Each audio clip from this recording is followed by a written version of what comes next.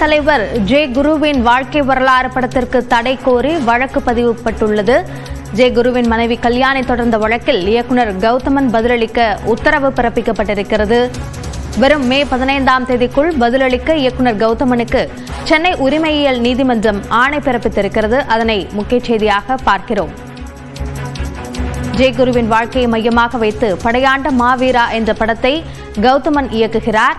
மறைந்த வன்னியர் சங்க தலைவர் ஜே குருவின் வாழ்க்கை வரலாறு படமாக தயாராகும் இந்த படத்திற்கு தடை கோரி அவரது மனைவி கல்யாணி தரப்பில் வழக்கு தொடுக்கப்பட்டிருந்த நிலையில் அதில் தற்போது ஆணை பிறப்பிக்கப்பட்டிருக்கிறது. அதனை முக்கிய செய்தியாக பார்க்கிறோம். இதுகுறித்த கூடுதல் விவரங்களை நம்முடைய செய்தியாளர் மதனிடம் கேட்கலாம்.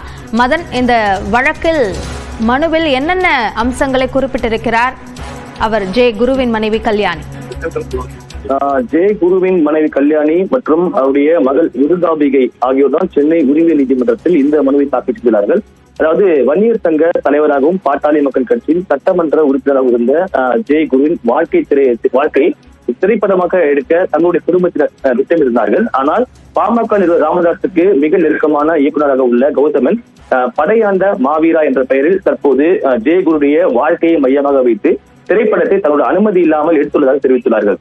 இந்த திரைப்படத்தின் டீசர் கூட அண்மையில் வெளியிடப்பட்டுள்ளதாகவும் மே 23ஆம் தேதி இந்த திரைப்படம் வெளியாக உள்ள நிலையில் தங்களுடைய அனுமதி பெறாமல் எடுக்கப்பட்ட இந்த படத்திற்கு தடை விதிக்க வேண்டும் என்றுதான் அந்த மனுவில் தெரிவித்தார்கள்.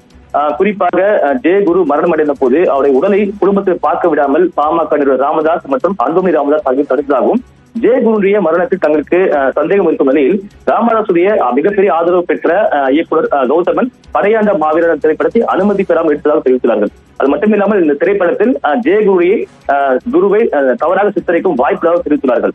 இந்த மனுவை தான் இன்று விசாரித்த சென்னை உரிமையியல் நீதிமன்றம் இந்த மனு தொடர்பாக இயக்குனர் கௌதமன் மே 15ஆம் தேதிக்குள்ளாக பதில் மனு தாக்கல் செய்ய உத்தரவிட்டு இந்த வழக்கு விசாரணை தள்ளி வைத்துள்ளார். வழக்கு குறித்த விரிவான விவரங்களுக்கு நன்றி மதன். பாமக நிறுவனர் ராமதாசுக்கு நெருக்கமான கௌதமன் ஜே குருவின் வாழ்க்கையை தவறாக சித்தரிக்க வாய்ப்புள்ளதாக குறிப்பிட்டு ஜே குருவின் மனைவி கல்யாணி இந்த மனுவை தாக்கல் செய்திருக்கிறார்.